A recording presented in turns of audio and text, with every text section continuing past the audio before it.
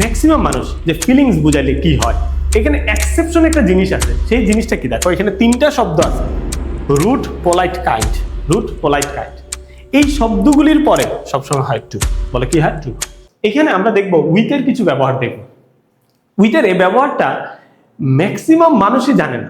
Maximum মানুষ যে feelings বুঝাইলে কি হয়, ফিলিংস, সেন্সেশনস, যাই বলি না কেন, দুইটা কি ফিলিংসই বলতেছে। হ্যাঁ, অনুভূতি। তোমার ভিতরে যে অনুভূতি আছে, সেই অনুভূতিটা বুঝাইলে আমাদের যে প্রেপোজিশনটা হয় সেটা হয় উইথ।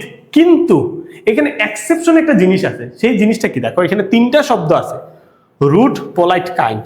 রুট, পোলাইট, কাইন্ড, এই শব্দগুলির পরে সবসময় হয় টু। বলে কি হয়? টু। ঠিক আছে, দেখো, হি ওপেন দ্য গিফট। তুমি যখন একটা গিফট ওপেন করতেছো, তোমার খুব এক্সাইটমেন্ট কাজ করতেছে, কি জানি কি আছে এটার ভিতরে। ঠিক আছে, তার মানে তোমার ফিলিংস কাজ করতেছে ভিতরে, তখন কি হবে? উইথ হবে। বলে কি হবে? উইথ। তাহলে কি বোঝাবো? With excitement. বলে কি হবে? With excitement. এখানে দেখো বলছি রুটের পরে টু হবে, তাহলে হি ওয়াজ রুট দ্যাশ টু দ্য টিচার। এটাও কিন্তু কি বুঝাইছে? ফিলিংসই বুঝাইছে। আচ্ছা, আমরা কি হয় রাগান্বিত হয়ে কি আমাদের ফিলিংস থেকে কি রাগান্বিত হলে কি তার সাথে আমি এক্সপ্রেস করি? তাহলে কি করি?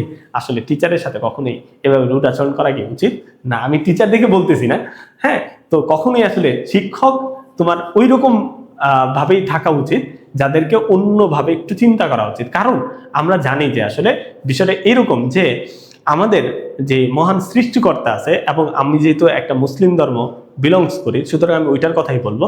আমাদের সৃষ্টিকর্তা আছে, আমি এক আল্লাহ বিশ্বাস করি, এবং এক আল্লাহর পরে স্থান হচ্ছে নবী রাসূলদের। তার মধ্যে আমার যে রাসূল আছে হযরত মুহাম্মদ সাল্লাল্লাহু আলাইহি সাল্লাম, তাকে আমি বিশ্বাস করি।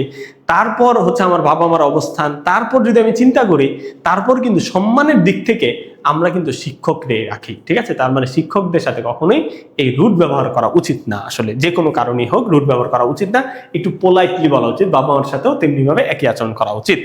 এখানে দেখো হি ওয়াজ রুট টু দ্য টিচার। তারপর দেখো হি ওয়াজ অলওয়েজ পোলাইট। পোলাইটের পরে কি হবে বলো? To strangers. তার মানে সে হচ্ছে পোলাইটদের সাথে, আগন্তুক মানুষদের সাথে কি হয়? খুবই নম্র ভদ্র হয়। দে আর ভেরি কাইন্ড। কাইন্ডের পরে কি হয়? টু হয়। তাহলে কি হবে? To the little children. Okay, আচ্ছা আসো এবার দেখো টুলস। আমি একটু আগে বলতে একদম ক্লাসের শুরুর দিকে টুলসকে নিয়ে বুঝিয়ে ফেলছি যে কোনো টুলস দ্বারা যদি, কোনো ইনস্ট্রুমেন্ট দ্বারা যদি কোনো কিছু বোঝানো হয়, কোনো ধারা যদি বোঝানো হয়, তখন সেখানে কি ব্যবহার করা হয়? উইথ ব্যবহার করা হয়। এখানে আর আমরা কথা বলতেছি না। ঠিক আছে।